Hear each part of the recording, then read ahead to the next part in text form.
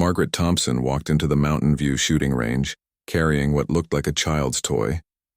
The weathered wooden stock and simple metal barrel of her rifle caught the attention of every man in the building. She was a quiet woman in her 50s, wearing faded jeans and a plain cotton shirt, her graying hair pulled back in a simple ponytail.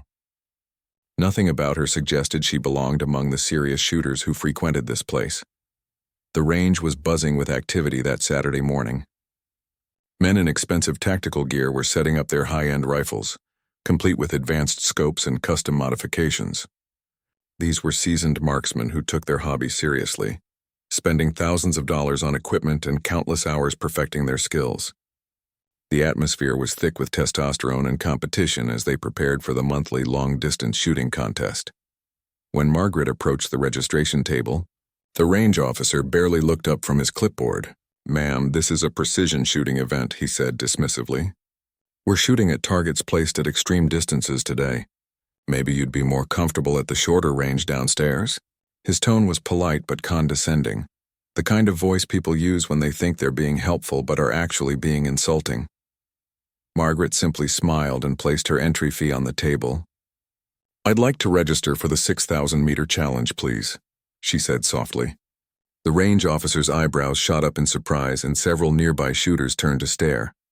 6,000 meters was nearly 4 miles, a distance that challenged even the most experienced marksman.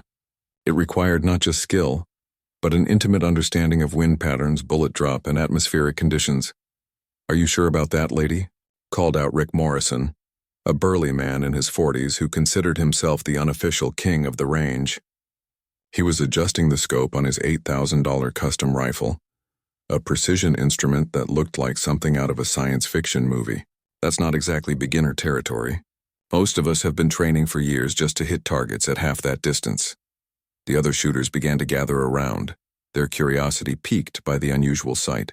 Here was this ordinary-looking woman with what appeared to be an antique rifle, calmly requesting to compete in one of the most challenging shooting disciplines imaginable. Some of them whispered among themselves, wondering if she was confused about what event she was entering. "What kind of rifle is that anyway?" asked another shooter, pointing at Margaret's weapon with obvious skepticism.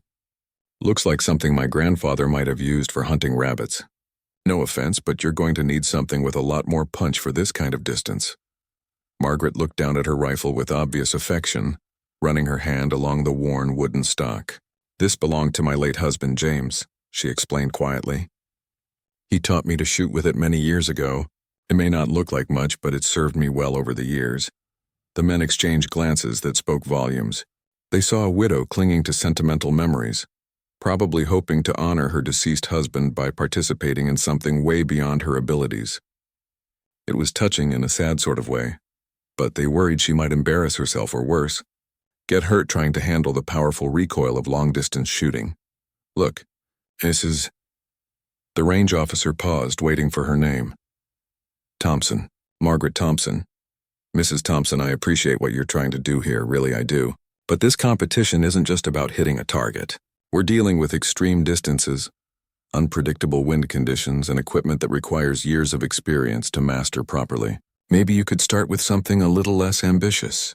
Margaret's smile never wavered, but there was something in her eyes that the men failed to notice. It was the quiet confidence of someone who knew exactly what they were doing, even when everyone else doubted them.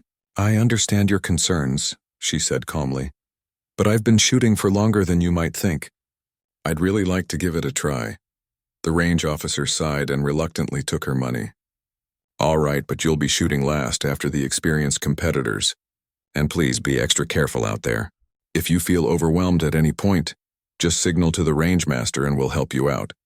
As Margaret walked toward the shooting positions, she could hear the whispered conversations behind her. The men weren't being deliberately cruel, but their assumptions were clear. They saw her as a well-meaning amateur who was about to learn a hard lesson about the realities of precision shooting. Some felt sorry for her. Others were slightly annoyed that she might slow down their competition. What none of them knew was that Margaret Thompson carried secrets that would soon turn their comfortable assumptions upside down. The rifle in her hands had indeed belonged to her husband, but James Thompson hadn't been just any marksman. And Margaret herself had spent decades mastering skills that these weekend warriors could barely imagine. As she quietly prepared for her turn, the biggest surprise of their shooting careers was about to unfold. Margaret found a quiet spot to set up while the other competitors took their turns. She carefully unpacked her equipment, which consisted of little more than her rifle, a basic shooting mat, and a small notebook filled with handwritten calculations. The contrast with the other shooters was stark. They had expensive bipods, digital wind meters, ballistic computers, and cases full of specialized ammunition. As she watched the first few shooters attempt the 6,000-meter shot, Margaret's mind drifted back 30 years to when James first brought her to a shooting range. She had been terrified of guns back then, but her husband was a patient teacher. What she hadn't mentioned to the range officer was that James Thompson had been a Marine Corps sniper instructor, one of the best in his generation. "The secret isn't in the equipment, Maggie," she remembered him saying. "It's in understanding the environment and becoming one with your rifle. These fancy gadgets can help, but they can't replace knowledge and instinct." James had taught her to read wind patterns by watching grass sway and leaves flutter. He showed her how to calculate bullet drop using nothing but mental arithmetic and experience. After James retired from the military, they had spent countless weekends at remote shooting ranges, often traveling hundreds of miles to find places where they could practice at extreme distances. While other couples played golf or went shopping, Margaret and James would spend entire days lying on hilltops, taking careful shots at targets so far away they were barely visible to the naked eye. The notebook in Margaret's hands contained decades of observations, wind patterns at different times of day, how temperature affected bullet trajectory, the subtle ways atmospheric pressure could throw off even the most careful calculations. James had started the notebook, but Margaret had continued adding to it long after his death 5 years ago. Next up, Rick Morrison, called the Rangemaster. Margaret watched as the burly man who had questioned her earlier positioned himself behind his expensive rifle. Rick was known at the range for his boastful personality, but he was genuinely skilled. His first shot at the 6,000-meter target missed by about 20 feet, a respectable attempt that drew appreciative nods from the other shooters. "Not bad for a first try," Rick announced loudly. "The wind's tricky today, but I'll dial it in on the next shot." His second attempt was closer, missing by perhaps 10 feet. By his third and final shot, he managed to hit the outer edge of the target zone, earning genuine applause from the crowd. One by one, the other competitors took their turns. Most missed the target entirely. Hitting anything at 6,000 meters was considered an achievement in itself. A few managed to nick the outer rings, which was celebrated like a major victory. The best shooter of the group, a quiet man named David Chen, managed to place 2 shots within the scoring zone, earning him the current lead position. Throughout it all, Margaret remained calm and observant. She wasn't watching the shooters as much as she was studying the environment. Every few minutes, she made small notes in her book, tracking how the wind patterns were shifting and how the afternoon heat was beginning to create thermal currents that could push bullets off course. "You taking notes for a book or something?" asked one of the younger shooters, a man in his 20s named Kyle, who had been watching her with curiosity. Unlike some of the others, he didn't seem dismissive, just genuinely interested in what she was doing. "Something like that," Margaret replied with a gentle smile. "My husband always said that successful shooting is 90% preparation and 10% execution. I'm just trying to understand what this range is telling me." Kyle looked puzzled. "What do you mean, what the range is telling you?" Margaret pointed toward a cluster of trees about halfway to the target. "See how those leaves are moving? They're not just swaying with the wind, they're dancing in a specific pattern. That tells me there's a thermal updraft creating turbulence right through the bullet's flight path. And look at the grass near the target. It's bending more to the left than the wind indicators are showing. There's probably a geographic feature causing the air to curve as it approaches the target area." The young man stared at her with newfound respect. "Wow, I never thought about any of that stuff. I just look at the wind flags and hope for the best." "Wind flags only tell you what's happening at specific points," Margaret explained patiently. "But your bullet travels through thousands of different air currents on its way to the target. Learning to read all of them is what separates good shooters from great ones." As the afternoon wore on and more competitors completed their attempts, word began to spread about the older woman who was taking such detailed notes. Some of the shooters began to gather around her, asking questions about her observations. Margaret answered each inquiry patiently, sharing knowledge that most of them had never encountered. "Have you been studying ballistics for long?" asked David Chen, the current leader. There was no condescension in his voice. He recognized expertise when he heard it. "My late husband taught me to shoot," Margaret replied simply. "We practiced together for many years before he passed away. This rifle has been with our family for a long time." What she didn't mention was that James Thompson had been responsible for training some of the military's most elite snipers, or that Margaret herself had often assisted in his instruction, helping students learn to read environmental conditions. She didn't talk about the classified missions where her husband's students had put his teachings to use in the most challenging conditions imaginable. "Mrs. Thompson, you're up," called the range master. Margaret closed her notebook, picked up her simple rifle, and walked toward the firing line. Behind her, the crowd of shooters had grown larger as word spread about the mysterious woman with the antique gun. They expected to witness either an embarrassing failure or a touching tribute to a deceased husband. None of them were prepared for what was about to happen. Margaret positioned herself at the firing line with the same quiet efficiency she had shown all day. While the other shooters had taken considerable time adjusting their equipment and fiddling with their scopes, she seemed to know exactly what she needed to do. The crowd of observers had grown to include not just the competitors, but several range employees and casual shooters who had heard about the unusual situation. "Take your time," Mrs. Thompson called the range master. "There's no pressure here. Just do your best and stay safe." Margaret nodded politely but didn't respond verbally. Instead, she knelt beside her rifle and began what appeared to be a ritual she had performed thousands of times before. First, she ran her hands along the barrel, checking for any imperfections or debris. Then she examined each cartridge carefully, holding them up to the light to ensure they were perfectly formed. "What kind of ammunition is she using?" whispered one of the spectators to his friend. "Looks like standard hunting rounds, not match-grade precision bullets." "Probably just whatever she found in her husband's old gun cabinet," came the reply. "Poor lady doesn't realize you need special ammunition for this kind of shooting." But Margaret's ammunition wasn't random at all. Each cartridge had been hand-loaded by James himself decades ago, using a precise combination of powder and bullets that he had perfected through years of experimentation. The rounds were actually superior to most commercial match ammunition, crafted with the kind of attention to detail that only a master marksman could achieve. Margaret settled into her shooting position with a grace that surprised the observers. Instead of the awkward fumbling they expected from a novice, she moved with the fluid confidence of someone completely comfortable with her weapon. She didn't use a bipod or any of the stabilizing equipment that the other shooters considered essential. Instead, she created a stable platform using nothing but her body position and the shooting mat. "She's not even using a bipod," muttered Rick Morrison. "How does she expect to stay steady at that distance without proper equipment?" But Margaret's position was actually more stable than any of the mechanical supports the other shooters had used. James had taught her a technique developed by military snipers, where the shooter's entire body becomes part of the rifle system. Her breathing was controlled and rhythmic, her heartbeat steady, her muscle tension perfectly balanced to eliminate any tremor or movement. She looked through her scope, a simple but well-maintained optic that was probably 40 years old, and began making her calculations.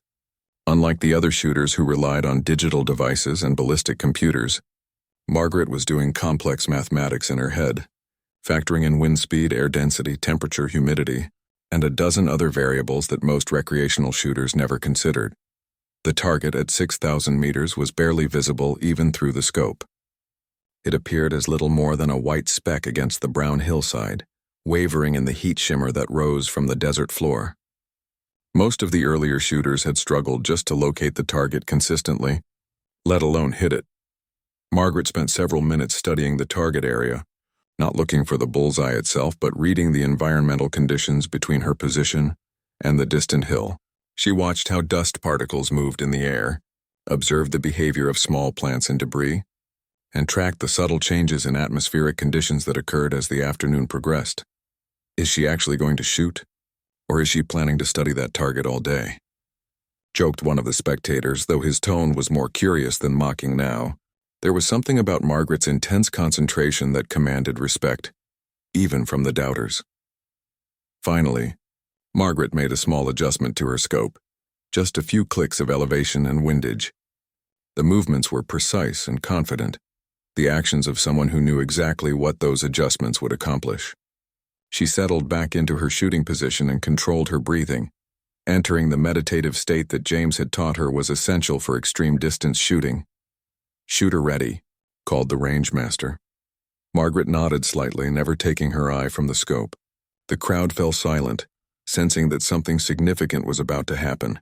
Even the skeptics found themselves holding their breath, caught up in the drama of the moment. What none of the observers realized was that Margaret Thompson was about to demonstrate a level of marksmanship that most of them had only heard about in stories. The rifle in her hands might have looked simple, but it was a precision instrument that had been lovingly maintained and perfectly understood. The woman behind it possessed skills that had been honed over decades of practice under the guidance of one of the military's finest instructors. Margaret's finger found the trigger, applying pressure so gradually that she couldn't feel the exact moment when the rifle would fire. This was another technique James had taught her, to let the shot surprise even herself, eliminating the tiny muscle tensions that could throw off a bullet's trajectory at extreme distances. The rifle bucked against her shoulder with a sharp crack that echoed across the range. The bullet began its long journey through the desert air, traveling at nearly 3 times the speed of sound but still requiring several seconds to reach the distant target. During that time, it would encounter dozens of different wind currents, temperature variations, and atmospheric disturbances that could push it off course by inches or feet. For what seemed like an eternity, everyone stared toward the target area through binoculars and spotting scopes, waiting to see where the bullet had impacted. Margaret remained in her shooting position, already calculating adjustments for her next shot based on what she had felt from the rifle's recoil and the way the bullet had left the barrel. Then, from the spotting station came a voice filled with disbelief. "Hit! Dead center of the target! That's a perfect bullseye at 6,000 meters." The range erupted in stunned silence, followed by an explosion of excited voices. Several people demanded that the spotter double-check his observation. Others grabbed binoculars to verify the impossible shot for themselves. Margaret simply smiled quietly and began preparing for her second shot, acting as if hitting a target nearly 4 miles away was the most natural thing in the world. "That has to be a mistake," Rick Morrison declared, his voice cutting through the excited chatter. "There's no way she hit dead center on her first shot. The spotter must have seen someone else's impact from an earlier shooter." But the rangemaster was already confirming the hit through his high-powered spotting scope. "Negative, that's a fresh impact right in the X-ring. Perfect center hit at 6,000 meters.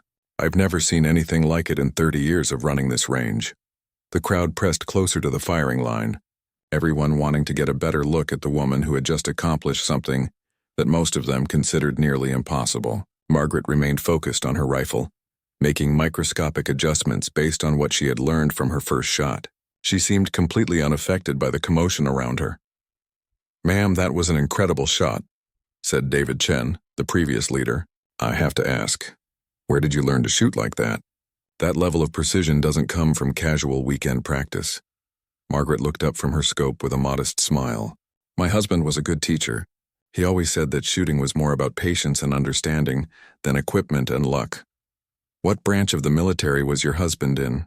asked Kyle, the young shooter who had been asking her questions earlier.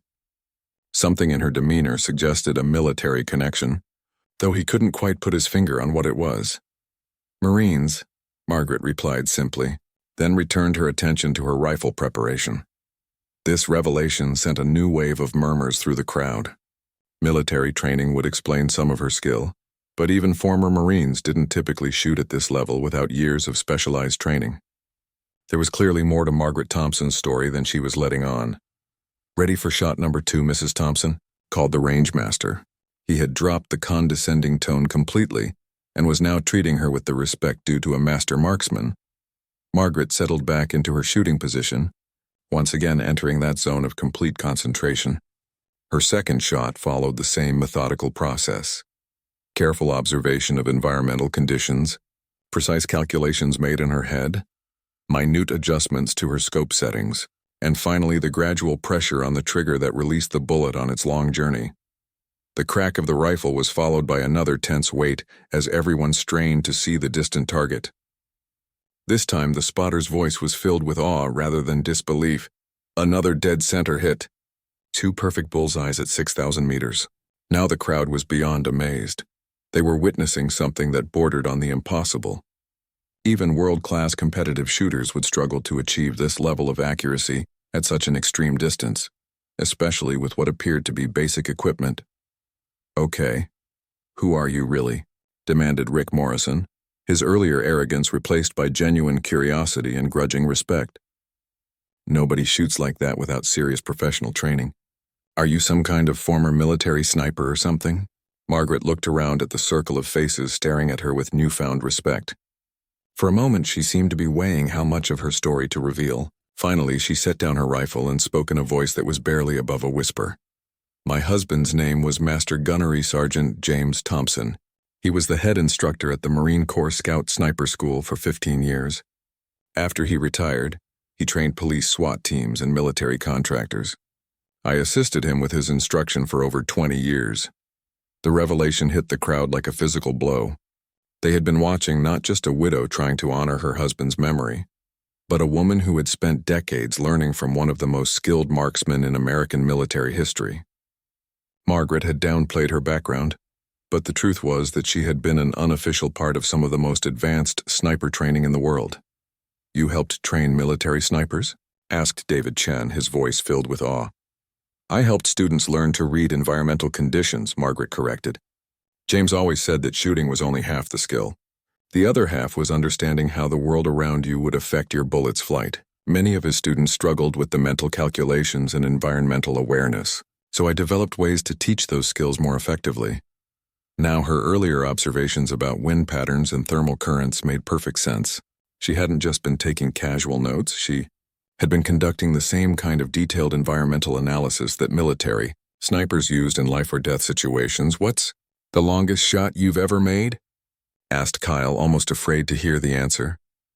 Margaret was quiet for a long moment, and when she spoke, her voice carried the weight of memories both proud and painful. "During a training exercise in Nevada, James asked me to demonstrate a technique for his students. The target was at 7,200 meters.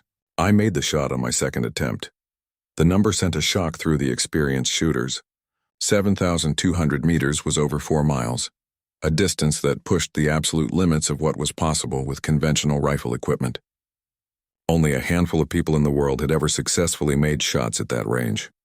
"That rifle of yours," said the range master, looking at Margaret's weapon with new eyes. "It's not just a hunting rifle, is it?"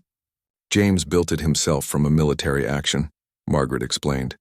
"Every component was selected and modified for extreme distance shooting. The barrel is match grade, the trigger is set to exactly 2 pounds, and the stock is bedded for perfect consistency. It may not look like much, but it's capable of sub-minute accuracy at any reasonable distance." As Margaret prepared for her third and final shot, the atmosphere at the range had completely changed.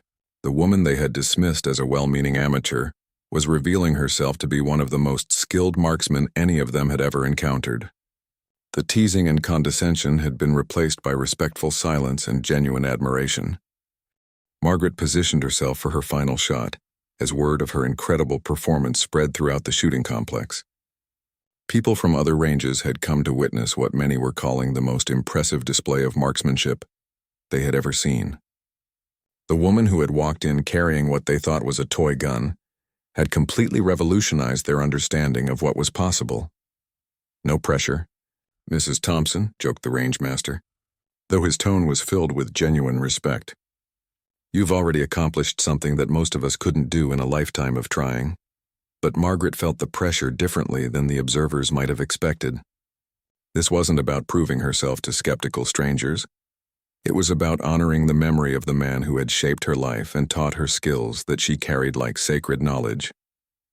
Each shot was a conversation with James, a way of keeping his teachings alive in a world that had moved on without him.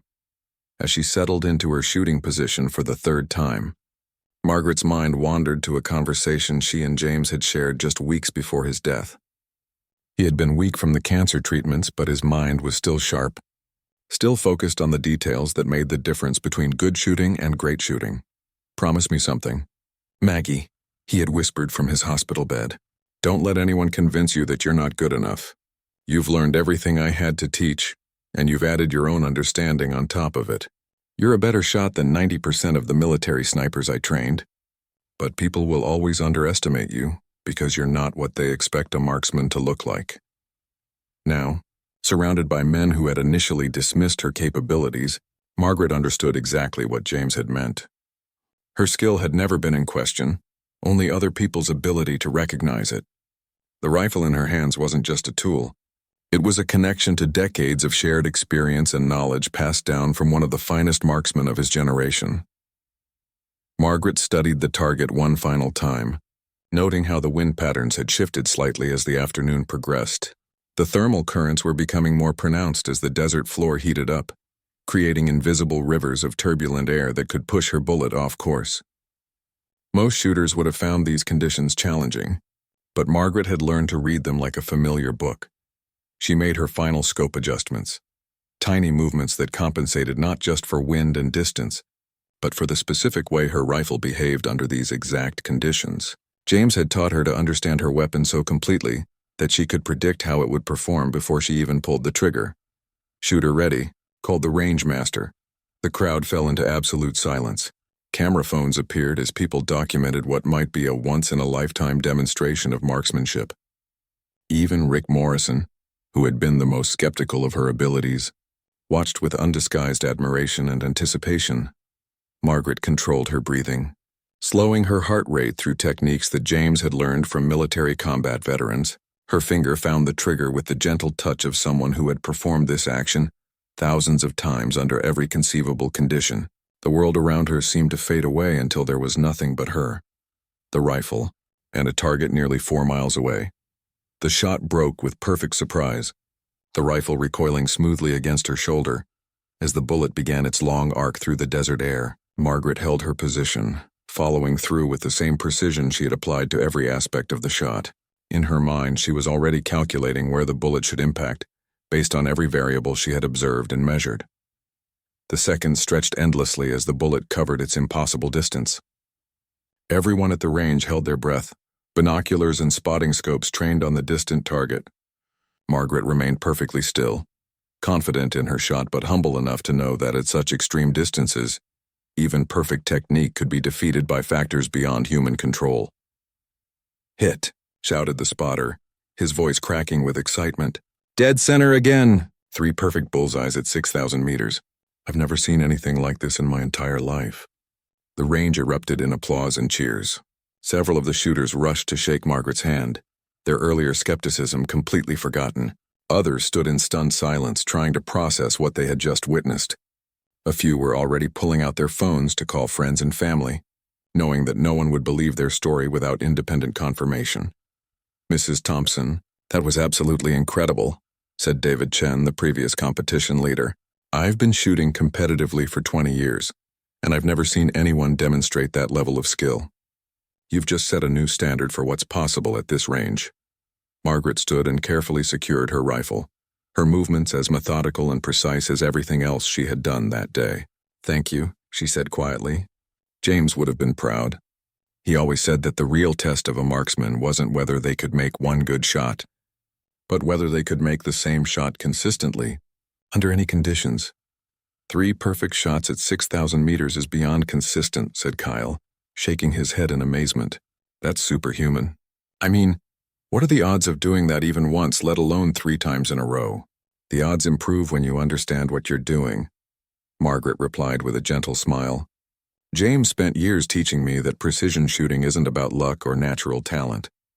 It's about knowledge, preparation, and respect for the variables that most people don't even notice. As Margaret packed her simple equipment, the crowd continued to buzz with excitement and disbelief. Several shooters were already asking if she gave lessons or if she would consider returning for future competitions. Others wanted to examine her rifle more closely, still struggling to believe that such an ordinary-looking weapon could perform at such an extraordinary level. But Margaret's thoughts were elsewhere, remembering a promise she had made to herself and to James. She had proven that his teachings lived on, that the knowledge he had shared with her was real and powerful and worthy of respect. Most importantly, she had honored his memory in the most fitting way possible, by demonstrating the skills he had spent a lifetime perfecting and passing on. Word of Margaret Thompson's incredible performance spread far beyond the Mountain View shooting range. Within hours, videos of her 3 perfect shots were circulating on social media, shared by amazed witnesses who still could barely believe what they had seen. Local news stations picked up the story, and by the next morning, Margaret found herself fielding calls from reporters, shooting magazines, and military training organizations around the country. But Margaret handled the attention with the same quiet grace she had shown at the range. She gave a few brief interviews, always making sure to credit James for her abilities and emphasizing that her success came from decades of patient learning rather than natural talent. She declined most requests for public appearances, preferring to let her shooting speak for itself. The impact of that Saturday afternoon extended far beyond the immediate amazement of the witnesses. Rick Morrison, who had been the most vocal skeptic, publicly apologized for his initial dismissive attitude and asked if Margaret would consider giving him some pointers on environmental awareness. "I realized I've been trying to compensate for conditions I don't really understand," he admitted. "If you're willing to teach, I'm ready to learn." Kyle, the young shooter who had shown genuine curiosity about her methods, became something of a student. Margaret began meeting him at the range once a week, passing on the observational techniques and mental disciplines that James had taught her. "Most people look at shooting as a mechanical skill," she explained during one of their sessions. "But the real art is in reading the world around you and understanding how it affects your bullet." David Chen, the experienced competitor who had been leading before Margaret's stunning performance, approached her with a different request. His teenage daughter had expressed interest in competitive shooting, but most of the instruction available was geared toward men and focused heavily on equipment rather than technique. "Would you consider working with her?" he asked.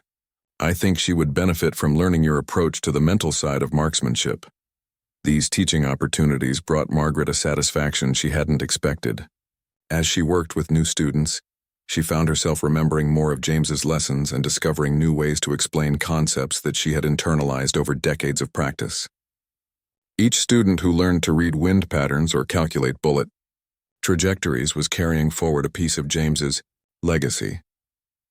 The shooting community's response to Margaret's demonstration also revealed something important about assumptions and respect. Many of the men at the range had to confront their own biases about who could be a serious marksman.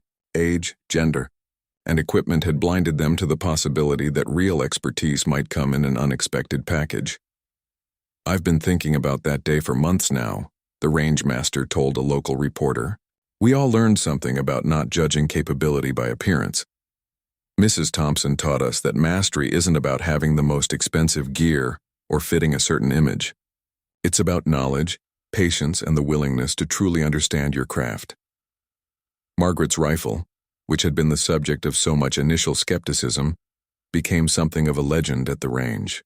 New shooters would ask to see the gun that made the impossible shots, not realizing that the weapon was only as good as the person behind it. Margaret would often let curious shooters handle the rifle, explaining how James had modified each component and why those changes mattered. "It's not a magic gun," she would tell them. "James built it to be consistent and reliable, but it still requires proper technique and understanding to use effectively. The most important modifications aren't to the rifle. They're to the shooter's knowledge and skills." As months passed, Margaret found herself becoming an unofficial ambassador for thoughtful, knowledge-based marksmanship. She spoke at training seminars and wrote articles for shooting magazines, always emphasizing the importance of understanding over equipment, patience over power, and respect for the complexities of long-distance shooting. Her story resonated particularly strongly with other women who were interested in shooting sports but felt intimidated by the male-dominated culture of many ranges. Margaret received dozens of letters from women who had been inspired by her example to pursue their own marksmanship goals, often accompanied by photos of successful shots and grateful testimonials about newfound confidence. But perhaps the most meaningful response came from an unexpected source.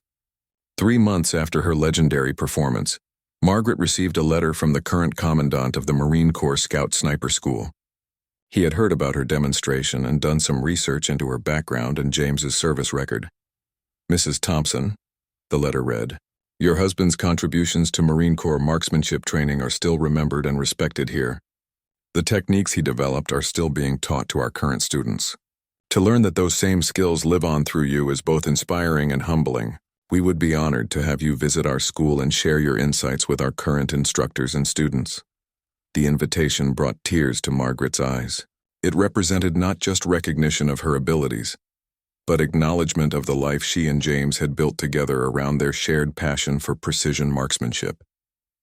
When she visited the school 6 months later, she was amazed to see how many of James's innovations had become standard practice, woven so thoroughly into the curriculum that many current instructors didn't even realize where they had originated. Standing in the same classrooms where James had taught for 15 years, Margaret demonstrated environmental reading techniques to a new generation of Marine snipers. The young Marines listened with intense focus as she explained how to calculate complex bullet trajectories using mental arithmetic, how to read thermal currents in different types of terrain, and how to maintain perfect consistency under stress. "Your husband saved lives with these techniques," one of the instructors told her after her presentation. "Every Marine who learned from him and came home safely is a testament to his skill as a teacher. Now you're continuing that tradition in your own way." Back at the Mountain View shooting range, Margaret had become something of a celebrity, but she wore the attention lightly. She continued to visit regularly, sometimes to practice her own shooting, but more often to work with the growing number of students who sought her instruction. The range had started advertising precision shooting seminars with Margaret Thompson, and they consistently sold out within hours of being announced. Rifle that had started as a source of ridicule had become a symbol of what was possible when knowledge, patience, and proper technique came together. Margaret still used the same weapon James had built for her, though she had added her own notebook of observations to the data he had originally compiled. Together, their combined knowledge represented decades of practical wisdom about the art and science of extreme distance shooting. On quiet afternoons at the range, when the crowds had gone home and the desert wind whispered across the shooting positions, Margaret would sometimes set up for a few practice shots at the 6,000-meter target. She no longer needed to prove anything to anyone. But these sessions weren't about proving, they were about remembering and honoring the man who had believed in her capabilities long before anyone else recognized them. The story of that legendary Saturday afternoon became part of range folklore, told and retold to new shooters who couldn't quite believe that anyone could make 3 perfect shots at such an impossible distance. But for those who had witnessed it firsthand, the lesson went far deeper than just marksmanship. They had learned about the danger of assumptions, the power of knowledge over equipment, and the quiet strength that can exist in the most unexpected places. Margaret Thompson had walked into their world as an unknown, carrying what they thought was a toy gun and harboring skills they couldn't imagine. She had left as a legend, having demonstrated not just exceptional marksmanship, but the enduring power of expertise, patience, and the courage to let your abilities speak for themselves. Most importantly, she had shown them that mastery comes in many forms, and the most impressive achievements often come from the most humble beginnings. Years later, when people asked Margaret about that famous day at the range, she would smile and give the same answer she had always given. "James was a good teacher, and I was lucky to learn from him." But those who knew her best understood that luck had very little to do with it. What they had witnessed was the result of decades of dedication, thousands of hours of practice, and the kind of deep understanding that comes only from true partnership between teacher and student, husband and wife, marksman and the art they had spent a lifetime perfecting together.